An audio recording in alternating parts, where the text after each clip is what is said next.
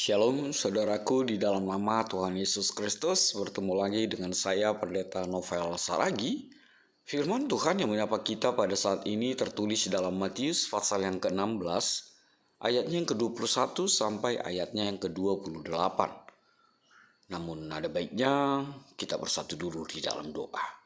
Kita berdoa, Bapa di dalam sorga, terima kasih Tuhan buat waktu yang indah yang Kau beri bagi setiap kami. Terima kasih Tuhan buat firman-Mu.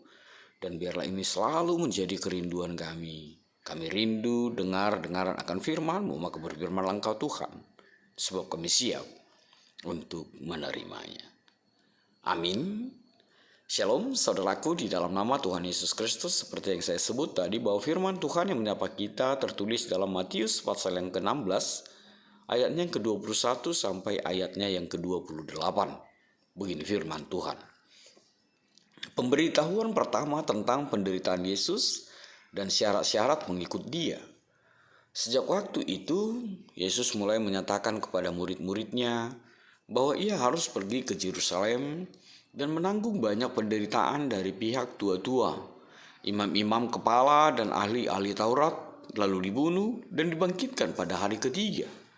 Tetapi Petrus menarik Yesus ke samping dan menegur Dia, katanya, "Tuhan, kiranya Allah menjauhkan hal itu. Hal itu sekali-kali tak akan menimpa Engkau." Maka Yesus berpaling dan berkata kepada Petrus, "Enyahlah iblis. Engkau suatu batu sandungan bagiku, sebab engkau bukan memikirkan apa yang dipikirkan Allah, melainkan apa yang dipikirkan manusia."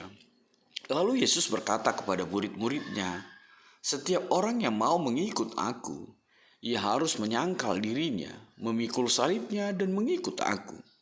Karena barang siapa mau menyelamatkan nyawanya, ia akan kehilangan nyawanya.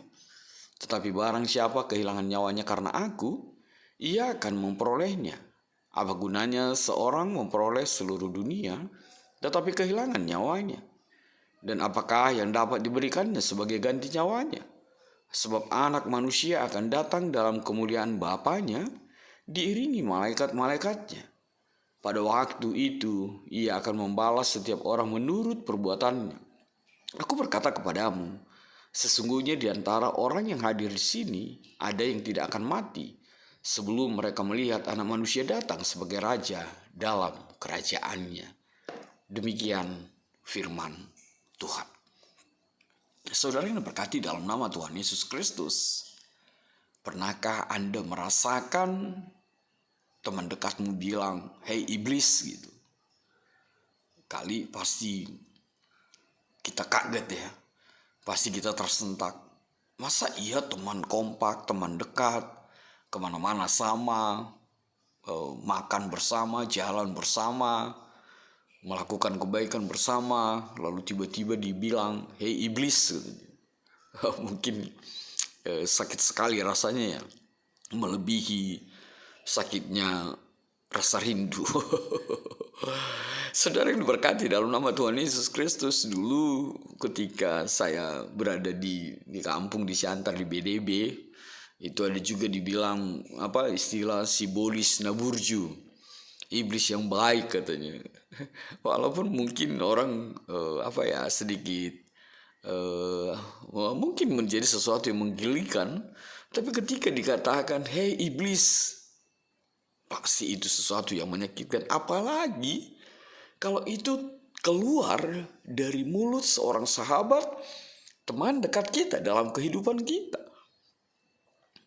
Tapi lihatlah, bisa nggak kita bayangkan ketika kalimat itu justru keluar dari mulut Tuhan kita, mulut Tuhanmu Yesus, yang mengatakan kepada Petrus, "Enyahlah iblis."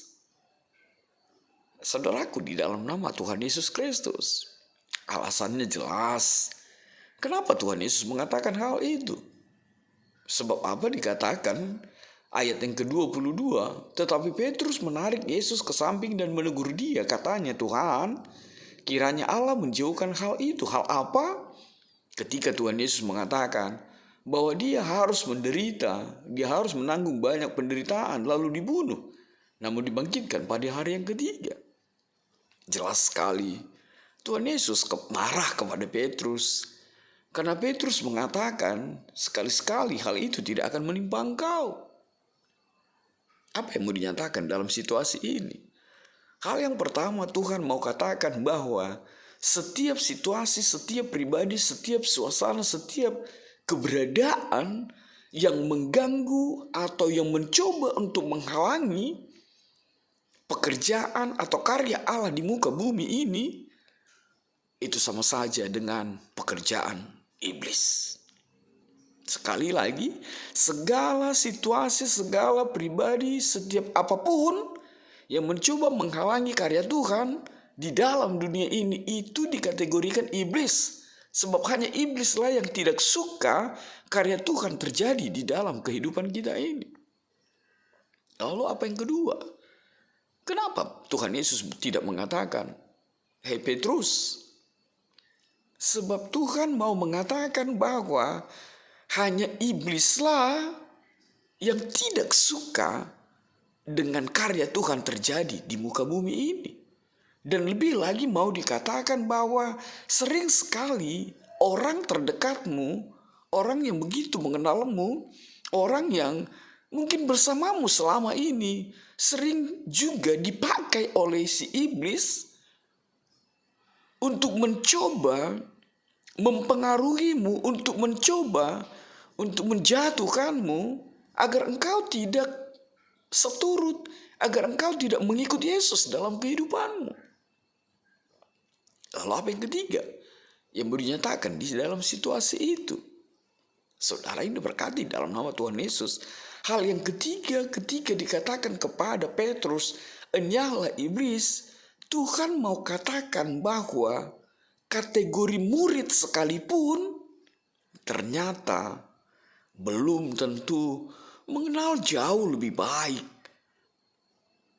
siapa Yesus, bagaimana Tuhan Yesus, apalagi hidup di dalam karya Tuhan Yesus dalam kehidupan ini. Bukankah itu yang suka terjadi dalam kehidupan kita?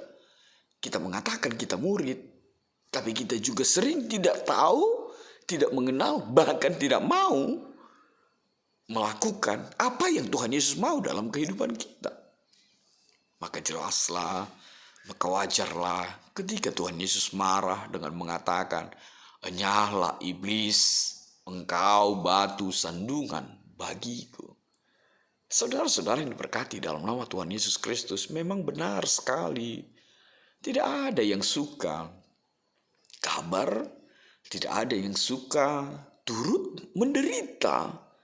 Apalagi berbicara tentang penderitaan. Bukankah kita yang mengatakan bahwa teman bahagia itu beribu-ribu, tapi teman susah, teman menderita itu mungkin hanya hitungan jari. Artinya apa? Memang begitulah keberadaan dunia ini. Tidak suka bicara tentang penderitaan, tidak suka bicara tentang kesusahan. Makanya lahirlah teologi sukses yang mengatakan bahwa ikut Yesus itu pasti kesuksesan, ikut Yesus itu tidak pernah sakit, pasti selalu kaya raya dan segala-galanya. Tapi lihatlah, firman Tuhan tidak pernah mengatakan hal itu. Bahwa ikut Yesus itu dikatakan oleh firman Tuhan ini adalah ia harus menyangkal diri, pikul salib dan ikut Yesus. Menarik sekali. Kenapa Tuhan Yesus pertama sekali mengatakan sangkal diri? Saudaraku di dalam nama Tuhan Yesus Kristus, bukankah diri sendiri adalah musuh terbesar? Bukankah melawan keegoan adalah hal yang terbesar dalam kehidupan kita? Itu sebabnya step ini, langkah ini dinyatakan oleh Tuhan Yesus. Sangkal diri, pikul salib, lalu ikut Tuhan Yesus. Ketika kita mampu mematikan keegoan kita, ketika kita mampu mematikan sudut pandang menurut diri kita sendiri, lalu mengikut Yesus, lalu menuruti, lalu melakukan apa yang Yesus mau, di sanalah kekuatan seorang murid yang sejati itu. Lalu yang kedua dikatakan, harus mau pikul salib. Tuhan Yesus tidak mengatakan, "Pikullah salibku." Tapi Tuhan Yesus mengatakan, "Pikullah salibmu." Artinya apa? Ikut Yesus benar, kita akan berada di dalam penderitaan, kita akan berada di dalam situasi bahkan dibunuh seperti apa yang dialami oleh Tuhan Yesus.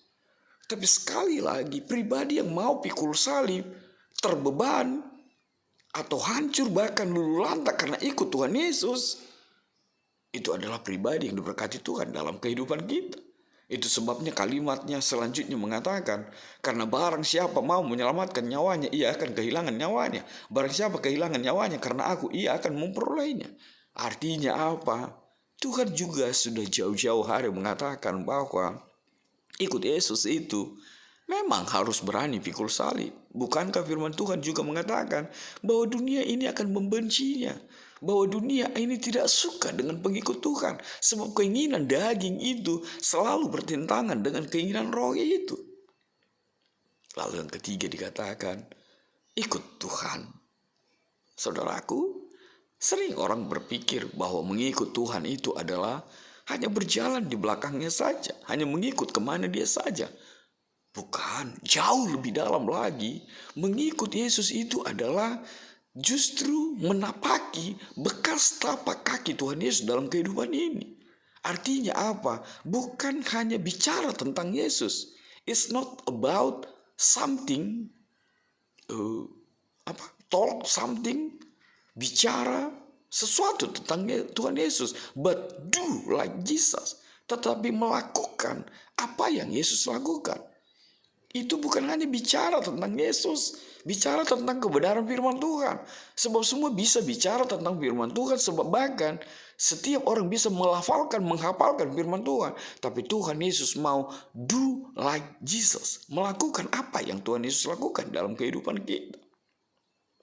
Saudaraku, di dalam nama Tuhan Yesus Kristus. Tapi ingatlah, apa yang dikatakan oleh kebenaran firman Tuhan ini benar. Kita sangat mencintai nyawa kita. Kita sangat mengasihi nyawa kita. Kita bahkan sering untuk takut mati. Tapi lihatlah apa yang dijanjikan. Apa yang dihadirkan oleh Tuhan Yesus. Bahwa nyawamu tidak berarti apa-apapun dibandingkan kasih karunia Tuhan Yesus itu dalam kehidupan kita.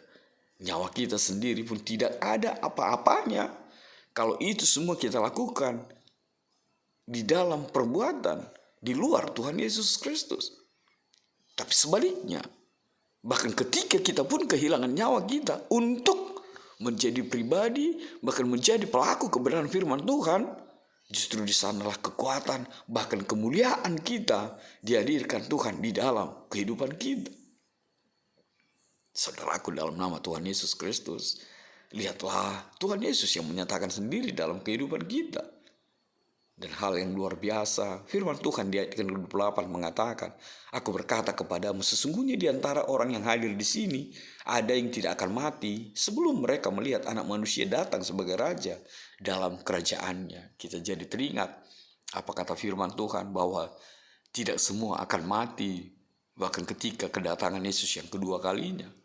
Ada nanti yang tidak akan mati dan masih hidup dan melihat bagaimana Tuhan Yesus itu datang sebagai pribadi yang mengangkat dan akan menjadi pengadil, penghakim di tengah-tengah kehidupan kita. Lalu apa yang bisa kita petik dalam kebenaran firman Tuhan ini? 4 hal saya tuliskan. Yang pertama, berkarya itu baik-baik banget. Namun jauh lebih baik ketika kita berkarya sesuai dengan pikiran atau sesuai dengan maunya Tuhan Yesus. Itulah karya yang terbaik dalam kehidupan ini. Yang kedua, iblis sangat pintar dan sangat licik. Memakai kesempatan yang justru bisa memanfaatkan teman, sahabat, atau orang terdekatmu untuk memberi saran, membujuk, agar menolak atau menerima sesuatu. Dan menawarkan kemudahan di tengah-tengah kehidupan kita. Maka berhati-hatilah akan suara-suara si iblis yang mencoba mempengaruhimu di dalam kehidupan ini. Lihatlah Petrus, selalu dekat dengan Tuhan, selalu bersama dengan Tuhan, tapi ternyata dia juga mampu disusupi atau dimasuki suara si iblis dalam kehidupannya. Yang ketiga, Tuhan Yesus bicara tentang ditolak, ketertolakan. Saudaraku, mungkin kita pernah mengalami ditolak atau ketertolakan dalam kehidupan kita. Dan memang benar, itu sangat menyakitkan. Kita ditolak dari komunitas kita ditolak berteman dengan teman-teman kita, itu sangat menyakitkan. Tapi ingatlah, Yesus juga pernah mengalaminya. Artinya apa? Tuhan tahu, Tuhan mengerti apa yang kau rasakan. Maka tetaplah kuat, tetaplah berpengharapan. Dan percayalah, engkau tidak pernah sendiri. Tuhan ada selalu bersama denganmu. Sebab itulah kehadiran Tuhan, sebab Tuhan ada di pihakmu. Di dalam orang yang termarginalkan, di dalam orang yang ditolak, di dalam orang yang mengalami ketertolakan dalam kehidupan ini. Yang terakhir, benar, ikut Yesus itu harus sangkal diri, pikul salib, dan mengikutnya. Amin. Kita bersatu dalam doa. Bapa di dalam sorga, terima kasih Tuhan akan kebenaran firman-Mu. Biarlah firman-Mu menjadi kuat kami seperti tema kami pada saat ini. Kami menjadi pribadi yang mau sangkal diri, pikul salib, dan ikut Yesus dalam kehidupan kami. Apapun yang menjadi taruhan, apapun yang menjadi tantangan, kami teramat percaya bahwa karya-Mu nyata dalam hidup kami. Bahkan sama seperti firman Tuhan yang mengatakan, benar Tuhan akan mati, namun pada hari ketiga akan bangkit. Dan kebangkitan itu menjadi kuat setiap kami untuk ikut Yesus dalam hidup ini. Dalam kasih-Mu Tuhan, enyahkanlah virus-virus ini. Amin.